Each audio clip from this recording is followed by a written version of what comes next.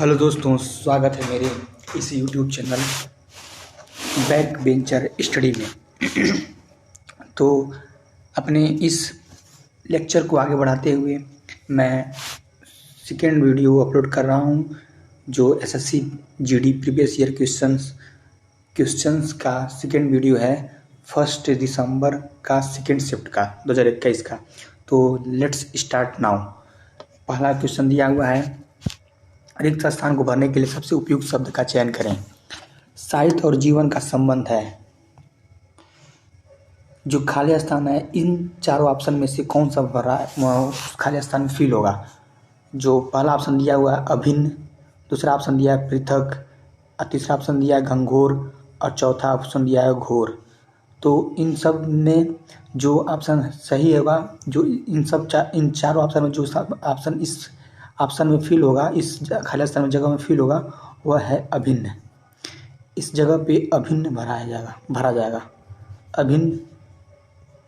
ठीक, तो अभिन्न जब भरा जाएगा तो पूरा सेंटेंस हो जाएगा आपका, साहित्य और जीवन का अभिन्न संबंध है। अतः हम फर्स्ट नंबर क्वेश्चन के साथ आगे बढ़ेंगे। इसका फर्स्ट नंबर क्वेश्चन सही है, फर्स्ट ऑप्शन सही है। अब आते हैं हम लोग सेकेंड क्वेश्चन पे। सेकेंड क्वेश्चन कहता है कि दिए गए वाक्यों को रेखांकित खंड को प्रतिस्थापित करने के लिए सबसे उपयुक्त विकल्प का चयन करें। तो जो रेखांकित दिया हुआ है, जैसे यहाँ पे दिया हुआ ऐसे देश में आदर्श विद्यार्थी ही होते हैं। पूरा सेंटेंस अगर पढ़ा जाए, रेखांकित ये वाला हो गया, और जो पूरा सेंटेंस अगर पढ़ा जाए, किसी भी देश की संपत्ति ऐसे देश के आदर्श विद्यार्थी ही होते हैं। तो इस रेखांकित शब्द के स्थान पर हम कौन सा, इन चारों ऑप्शनों में से कौन सा ऑप्शन भर सकते हैं, उसको हटा करके उस जगह पे इन चारों ऑप्शन में से कौन सा उस स्थान पर रख सकते हैं। तो ऑप्शन पहला दिया हुआ है किसी बदलाव की आवश्यकता नहीं है। ऑप्शन दूसरा दिया हुआ है उस देश में आदर्श विद्यार्थी, और उस देश के आदर्श विद्यार्थी। जो तीसरा नंबर ऑप्शन है वो उस रेखांकित स्थान के स्थान पर प्रतिस्थापित करके लिखा जा सकता है। अगर लिखा जाएगा तो फिर उस सेंटेंस को पूरा पढ़ेंगे तो क्या कहा जाएगा, किसी भी देश की संपत्ति उस देश के आदर्श विद्यार्थी ही होते हैं। अतः हम तीसरे नंबर ऑप्शन के साथ चलेंगे आगे। अब आते हैं हम तीसरे नंबर क्वेश्चन पर। दिया हुआ है दिए गए शब्द के समानार्थी शब्द का चयन करें। पूछा है चंद्र का समानार्थी यानी कि पर्यायवाची शब्द क्या होगा। जो पर्यायवाची होगा चंद्र का, वो क्या होगा। तो यहाँ चार ऑप्शन दिए हुए हैं। चार ऑप्शन, फर्स्ट ऑप्शन कह रहा है दिवाकर, दूसरा ऑप्शन कह रहा है पयोधर, तीसरा ऑप्शन बोल रहा है सुधाकर, और चौथा ऑप्शन कह रहा है किंकर। ये किंक नहीं है, किंकर है। ठीक है, तो अब आते हैं दिवाकर जो होता है, जो दिवाकर होता है वो सूर्य का पर्यायवाची होता है, सूर्य का। ठीक है, सूर्य का पर्यायवाची होता है दिवाकर। जो पयोधर होता है वो बादल का पर्यायवाची होता है, बादल का। और जो किंकर होता है, किंकर ये होता है नौकर या दास का। ठीक है, नौकर या दास का। तो और जो सुधाकर है ये होता है चंद्र का पर्यायवाची, चंद्र का पर्यायवाची। अतः हम तीसरे ऑप्शन के साथ चलेंगे, आगे बढ़ेंगे। अब आते हैं हम अपने चौथे नंबर क्वेश्चन पे। चौथा नंबर क्वेश्चन कहता है, चौथा नंबर क्वेश्चन बोल रहा है कि रिक्त स्थान को भरने के लिए सबसे उपयुक्त शब्द का चयन करें। रिक्त स्थान को भरने के लिए सबसे उपयुक्त शब्द का चयन करें। इस लड़की को वाद्य संगीत से है खाली स्थान, क्या भरा जाएगा यहाँ पे, भरा जाएगा। तो ऑप्शन नंबर पहला दे रहा है आकर्षण, दूसरा दिया हुआ आसक्त, तीसरा दिया हुआ स्नेह, और चौथा दिया अनुराग। जो अगर हम इस खाली स्थान के जगह पे अगर ऑप्शन नंबर चौथा यानी अनुराग भरते हैं तो होगा इस लड़की को वाद्य संगीत से अनुराग है। जो अनुराग है ये संगीत से लगभग रिलेटेड होता है। तो हम लोग क्या करेंगे कि ये इस ऑप्शन नंबर चौथे के साथ हम चलेंगे, यहाँ पे अनुराग फील होगा। ठीक है, अनुराग। अब आते हैं हम लोग पाँचवें नंबर क्वेश्चन पे। अपने पाँचवा नंबर क्वेश्चन कहता है दिए गए प्रश्न में से दिए गए 4 विकल्पों में से उस विकल्प का चयन करें जो मुहावरे का अर्थ व्यक्त करता है। जो अर्थ व्यक्त करता है। नाको चने चबवाना। नाको चने चबवाना, इसके मतलब इसका अर्थ ये होगा बदनाम करना, दंग रह जाना, गुस्सा हो जाना या तंग करना। नाको चने चबाना का अर्थ होगा, मुहावरे का अर्थ होगा तंग करना। ठीक है, तो ऑप्शन नंबर चौथे के साथ आगे बढ़ेंगे हम। अब आते हैं छठवें नंबर क्वेश्चन पे। छठा क्वेश्चन कहता है कि दिए गए वाक्य का वह भाग ज्ञात करें जिसमें कोई त्रुटि नहीं है।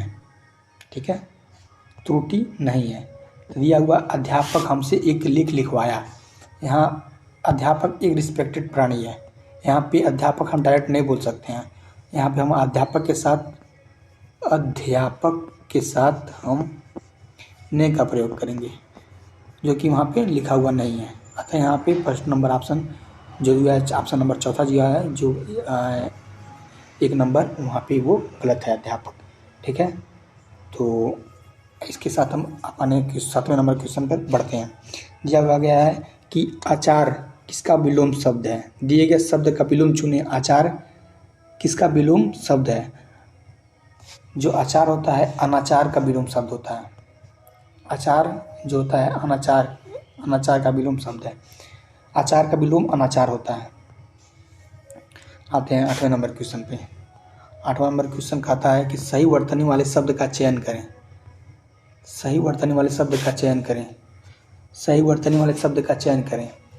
परिस्थिति, परिस्थिति, परिस्थिति, परिस्थिति। तो जो सही ऑप्शन होगा ये होगा आपका फर्स्ट ऑप्शन, परिस्थिति। परिस्थिति।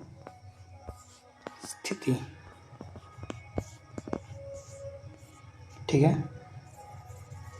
अब आते हैं 9वें नंबर क्वेश्चन पे। 9वां नंबर क्वेश्चन कहता है कि निम्नलिखित में दिए गए 4 विकल्पों में उसी विकल्प का चयन करें जो मुहावरे का सही अर्थ व्यक्त करता है। सही अर्थ व्यक्त करता है।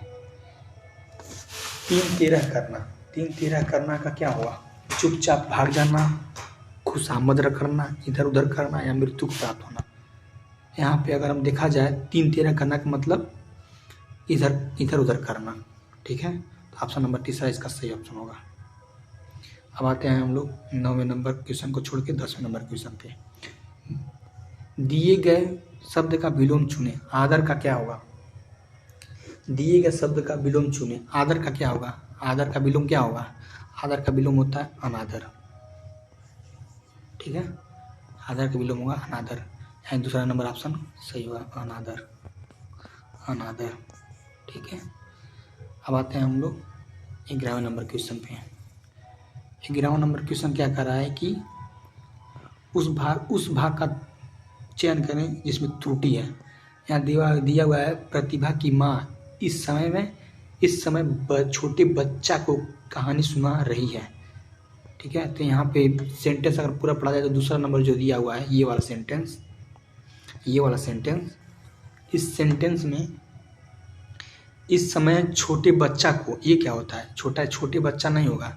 अगर पूरा सेंटेंस अगर सही से पढ़ा जाए कि प्रतिभा की माँ इस समय छोटे बच्चों को कहानी सुना रही है, ये होगा। अतः दूसरा नंबर जो भाग दिया हुआ है इसमें गलती है, त्रुटि है। तो दूसरे नंबर ऑप्शन के साथ हम लोग आगे बढ़ेंगे। दिए गए वाक्यांश के लिए एक शब्द दीजिए जो कलह प्रिय हो। जो कलह प्रिय होता है, जिसको झगड़ालू बोला जाता है। कलह इसने होता है कि कहते हैं कलह मचा के रखा हुआ है घर में, यानी कि झगड़ालू किस्म के लोगों को ही कलह, जिसको कलह पसंद होता है उसी को कहा जाता है। जो कलह प्रिय होता है उसको झगड़ालू। ठीक है, उसके लिए वाक्यांश के लिए एक शब्द होगा झगड़ालू। आगे बढ़ते हैं 30 नंबर क्वेश्चन के साथ। 13 नंबर क्वेश्चन बोल रहा है कि निम्नलिखित में 4 विकल्पों में उस विकल्प का चयन जो मुहावरे का अर्थ सही व्यक्त करता है। ईद का चांद होना। ईद का चांद होना मतलब बहुत समय बाद दिखाई देना। बहुत फेमस है ये मुहावरा है, हमेशा किसी न किसी एग्जाम में पूछता रहता हुआ है। ठीक है, अब आते हैं हम लोग 14 नंबर क्वेश्चन पे। 14 नंबर क्वेश्चन क्या कहता है। 14 नंबर क्वेश्चन कह रहा है रिक्त स्थान भरने के लिए सबसे उपयुक्त शब्द का चयन करें। मक्खियाँ खाली स्थान भिन्न हैं। यानी मक्खियाँ पहला ऑप्शन दिया हुआ है, भिनभिनाती हैं, चटचटाती हैं, सनसनाती हैं, खनखनाती हैं। इस खाली स्थान को छोटा बच्चा ही भर सकता है, भिनभिनाती हैं। ठीक है, अब आते हैं हम लोग 15वें नंबर क्वेश्चन पे। दिए गए वाक्य में रेखांकित अंश को प्रतिस्थापित करने के सबसे उपयुक्त विकल्प का चयन करें। हमारे गले में पराधीनता की बेड़ियां पड़ी थीं। पराधीनता मतलब होता है गुलामी। ठीक है,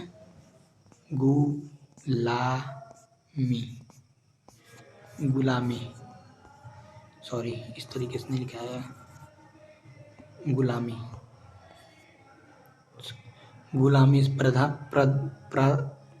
पराधीनता का मतलब होता है गुलामी। ठीक है, गले में, या गले में नहीं होगा, इसके स्थान पर हम गले में को हटा करके अगर हम पैरों में लिखें तो भी सही रहेगा। हमारे पैरों में पराधीनता की बेड़ियां पड़ी थी। अब आते हैं हम लोग 16वें क्वेश्चन पे। दिए गए वाक्य के लिए एक शब्द का चुने जो किसी का पक्ष न ले, जो किसी का पक्ष न ले, तटस्थ होता है। जिस तरीके से 1857 की क्रांति में पढ़े लिखे लोग इस क्रांति में भाग नहीं लेते हैं, तटस्थ रहते हैं, न अंग्रेजों का पक्ष लेते हैं और न ही क्रांतिकारियों का पक्ष लेते हैं, एकदम तटस्थ होते हैं, जिसके कारण कहीं ना कहीं 1857 की क्रांति फेल हो जाती है। तो जो किसी का पक्ष न ले वो तटस्थ हो, उसको तटस्थ कहा जाएगा एक शब्द में। ठीक है, अब आगे बढ़ते हैं 17वें नंबर क्वेश्चन पे। 17वां नंबर क्वेश्चन कहता है कि दिए गए वाक्य में वही, मतलब ये जो रेखांकित भाग मोर और मोरनी दिखाई पड़ेगा। इसके स्थान पर इन चारों ऑप्शन में से कौन सा ऑप्शन उसके स्थान पर लिखा जा सकता है? तो दिया हुआ जंगल में मोर अथवा मोरनी दिखाई पड़ेगा।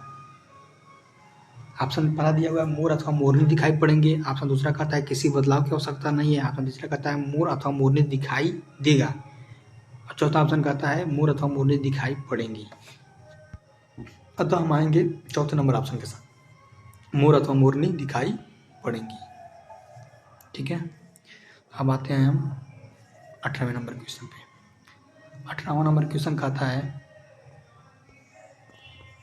दिए गए वाक्य के लिए किस भाग में त्रुटि है? उसकी आपस में घनिष्ठ मैत्रता है। ये मैत्रता इस तरह थोड़ी नहीं लिखाता है, आप लोगों में दोस्त होंगे, मित्रता इस तरीके से लिखाता है, मित्रता। ठीक है, तो ये यहाँ पे जो मित्रता है वही गलत लिखा हुआ है, इसी भाग में त्रुटि है। अतः हम लोग आएंगे ऑप्शन नंबर फर्स्ट के साथ। ठीक है, ऑप्शन नंबर फर्स्ट सही होगा। ठीक है, अब आते हैं हम लोग 19वें नंबर क्वेश्चन पे। 19वां नंबर क्वेश्चन कहता है कि सही वर्तनी वाले शब्द का चयन करें। सही वर्तनी वाले शब्द का चयन करें। संसारिक, सांसारिक, अरे ये चारों ऑप्शन बच्चे अक्सर करके हड़बड़ी में हिंदी को लास्ट में टच करते हैं और हड़बड़ी में वर्तनी वाले शब्द को गलत करके चले जाते हैं और कहते हैं कि मेरा सब सही है। इसमें अगर देखा जाए तो जो तीसरा ऑप्शन है वो सही होगा, सांसारिक।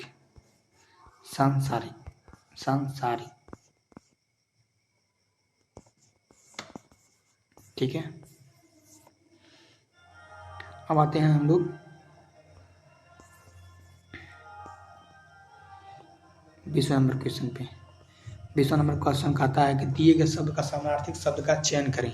द्वार जो होता है वह कपाट का पर्यायवाची होता है। कपाट का पर्यायवाची होता है द्वार।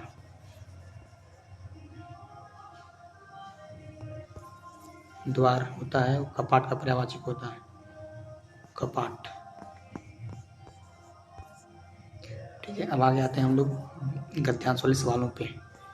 जो गद्यांश वाला सवाल होते हैं उसमें बच्चे टाइम ज़्यादा लेता है और वो इस तरीके से दिया होता है कि लगता है कि चारों ऑप्शन सही होगा, जिसमें बच्चे हड़बड़ी के चक्कर में लास्ट में तो क्वेश्चन टच करते हैं हिंदी का, सोचते हैं कि मेरा सब सही हो आराम से करेंगे उसको, जल्दी जल्दी में करके ख़त्म कर देंगे। लेकिन जल्दी जल्दी के चक्कर में वो जो ऑप्शन दिया होता है वो चारों एक जैसे, मतलब चारों ऑप्शन उस ऑप्शन में फिट हो सकते हैं, इस तरीके से दिया होता है। और हड़बड़ी में गलत ऑप्शन को टच करके आते ही आते हैं सब बच्चे, हमको जहाँ तक लगता है, क्योंकि मैं खुद गलती कर किया था। तो इस वजह से मैं जानता हूँ, मैं चाहता हूँ कि आप लोग वो गलती दोहराएं ना। इसलिए हम लोग पूरे बढ़िया से सोच के समझ के फिर ऑप्शन का चयन करेंगे। पूछ रहा है किसी भी देश की चेतना बोली जाने वाली भाषा की, ठीक है। तो जो ऑप्शन नंबर जो पहला दिया हुआ है सांस्कृतिक, जो सांस्कृतिक है, किसी भी देश की सांस्कृतिक चेतना बोली जाने वाली भाषा की। ऑप्शन नंबर जो दूसरा है कॉम्प्रिहेंशन 22 नंबर क्वेश्चन, किसी भी देश की सांस्कृतिक चेतना बोली जाने वाली भाषा की पराक्रम, यहाँ पराक्रम होगा, पराक्रम, ठीक है, पराक्रम। ऑप्शन नंबर दूसरा यहाँ पे होगा, पहले नंबर में सांस्कृतिक, ठीक। अब आते हैं हम तीसरे नंबर पे। जो तीसरा नंबर दिया हुआ है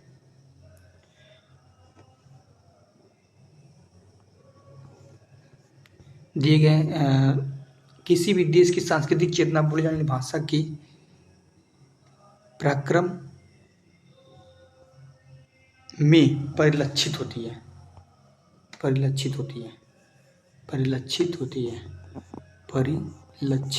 ठीक है, लक्षित होती है, ठीक। अब आते हैं हम लोग 24वें नंबर क्वेश्चन पे। 24वां नंबर क्वेश्चन रहता है कि दिए गए स्थान पर चौथे नंबर स्थान पर क्या होगा। यहाँ पे हो जाएगा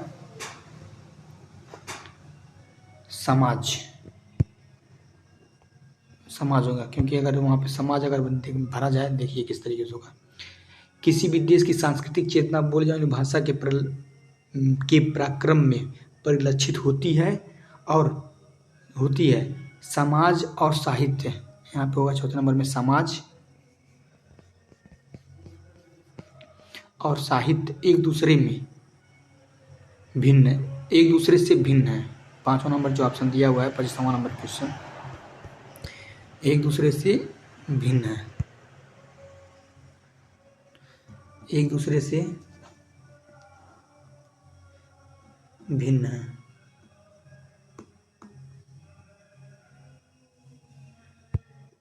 सॉरी दोस्तों, भिन्न नहीं होगा, यहाँ पे अभिन्न होगा,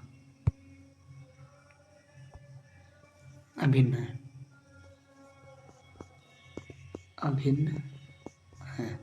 अगर हम पूरे सेंटेंस को पढ़ें तो क्या कहेगा, किसी भी देश की सांस्कृतिक चेतना बोली जाने वाली भाषा की पराक्रम में परिलक्षित होती है, समाज और साहित्य एक दूसरे से अभिन्न है। इस तरीके से हमारा पांचों का गद्यांश सही हो जाएंगे। तो इसी के साथ मैं इस वीडियो को यहीं समाप्त करता हूँ। अगर आपको ये वीडियो मेरे द्वारा बनाया गया वीडियो अगर आपको थोड़ा सा भी तो आपके एग्ज़ाम के लिए अगर हेल्पफुल लगता है तो आप मेरे इस चैनल को सब्सक्राइब करें, शेयर करें, लाइक करें और कृपया इस छोटे भाई को सपोर्ट करें, ताकि मैं भी इस यूट्यूब की दुनिया में ग्रो कर सकूं, ठीक है। तो जय हिंद, जय भारत, धन्यवाद।